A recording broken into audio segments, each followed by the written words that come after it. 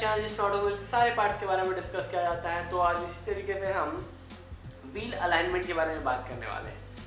Guys, wheel alignment के कारण ही हमें फ्री रोलिंग, बेटर कंफर्ट और गाड़ी की टायर लाइफ कुछ ज़्यादा मिलती है। जैसे कंफर्ट जोन में आकर हमारी गाड़ियाँ ज़्यादा अच्छे से परफॉर्मेंस देती हैं। तो इसके लिए कुछ चीज़ों को मेंटेन करना पड़ता है, जैसे कि व्हील अलाइनमेंट के लिए बेसिक चीज़ें होती हैं कैस्टर, कैम्बर एंड टो। तो क्या होते हैं कैस्टर, कैम्बर एंड टो, आइए देखते हैं। तो दोस्तों, कैस्टर को हम गाड़ी की साइड से देख सकते हैं।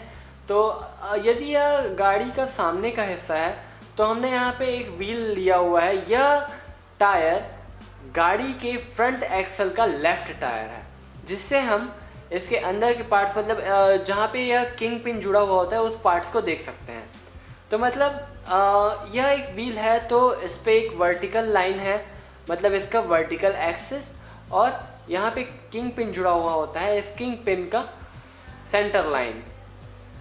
दोस्तों, इस किंग पिन के सेंटर लाइन और व्हील के वर्टिकल लाइन से ही कैस्टर एंगल को मेजर किया जाता है।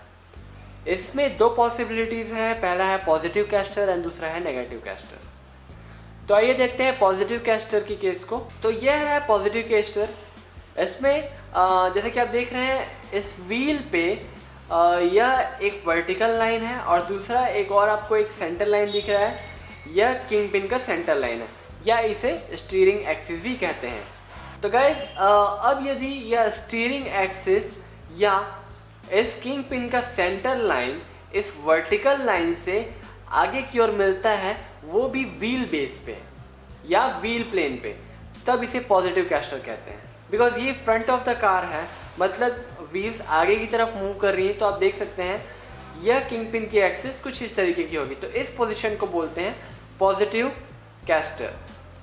यहीं पे नेगेटिव कैस्टर के लिए यही स्टीयरिंग एक्सिस या किंग पिन के सेंटर लाइन को इस वर्टिकल लाइन से पीछे मीट करना होता है इन द व्हील प्लेन।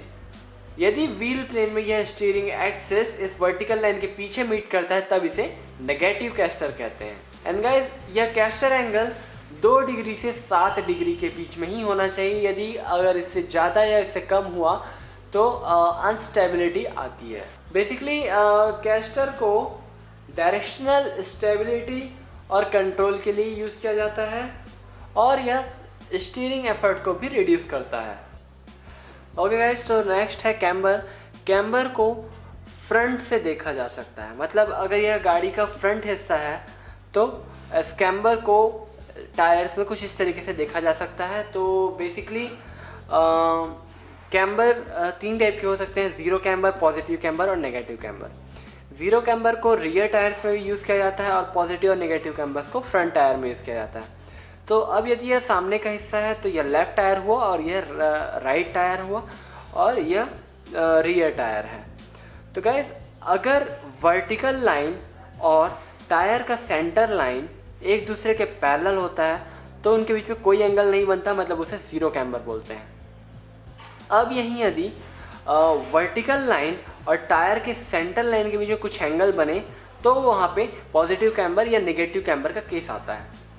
तो अब देखते हैं, यदि टायर का ऊपर का हिस्सा वर्टिकल लाइन से कुछ एंगल में है या बाहर की तरफ निकला हुआ है तो उसे पॉजिटिव कैम्बर बोलते हैं। मतलब जैसे कि आप यहाँ देख रहे हैं, यह वर्टिकल लाइन है और यह टायर का सेंटर लाइन है। अब जबकि यह लेफ्ट टायर है, मतलब यह कुछ इस तरीके से बाहर की ओर निकला हुआ है ऊपर की तरफ से, तब इसे हम पॉजिटिव कैम्बर बोलेंगे। अब यदि यहाँ पे यह राइट टायर है तो इसकी टायर का ऊपर का हिस्सा कुछ अंदर की तरफ आया हुआ है, तब इसे अपन नेगेटिव कैम्बर बोलते हैं। यहाँ आप देख रहे हैं कि ये वर्टिकल लाइन से यह टायर का सेंटर लाइन कुछ अंदर की तरफ है, मतलब टायर का ऊपरी हिस्सा अंदर की तरफ है, तब इसे हम नेगेटिव कैम्बर बोलते हैं। गाइज, कैम्बर 2 डिग्री से ज़्यादा नहीं होना चाहिए। अगर 2 डिग्री से ज़्यादा होता है तो गाड़ी में अनबैलेंसिंग हो सकती है।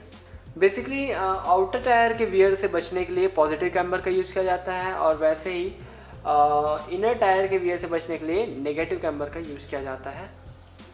तो गाइज, नेक्स्ट केस आता है टो। टो में दो केसेस हो सकते हैं, टो इन और टो आउट।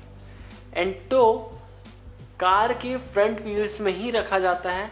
अब गाइस देखते हैं टो इन का केस। तो टो इन के केस के लिए फ्रंट व्हील के फ्रंट पार्ट के बीच में डिस्टेंस फ्रंट व्हील के रियर पार्ट के बीच के डिस्टेंस से कम होना चाहिए, तब इसे हम टो इन की कंडीशन कहेंगे। मतलब फ्रंट व्हील के फ्रंट पार्ट के बीच में कम डिस्टेंस होगा या कम डिफरेंस होगा, ठीक वैसे ही इसके पीछे के पार्ट में, मतलब फ्रंट व्हील के पीछे के हिस्से के बीच में थोड़ा ज़्यादा डिफरेंस होगा, तब इसे हम टो इन की कंडीशन कहेंगे।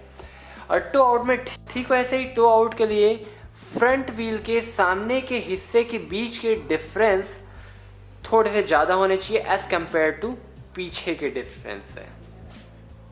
तो धन्यवाद दोस्तों हमारे आज के वीडियो को देखने के लिए। यदि आपको हमारा वीडियो पसंद आया तो लाइक का बटन हिट करना ना भूलें, हमारे चैनल को सब्सक्राइब करें और बेल आइकन प्रेस करना ना भूलें, जिससे हम हमारे सारे नए वीडियो को सबसे पहले देख सकते हैं। And one more thing guys, ये जो सारे कैम्बर, कैस्टर एंड टो होते हैं, ये सिर्फ फ्रंट व्हील्स में ही यूज़ किए जाते हैं, रियर व्हील्स में नहीं यूज़ किए जाते for the perfect driving and steering. Thank you.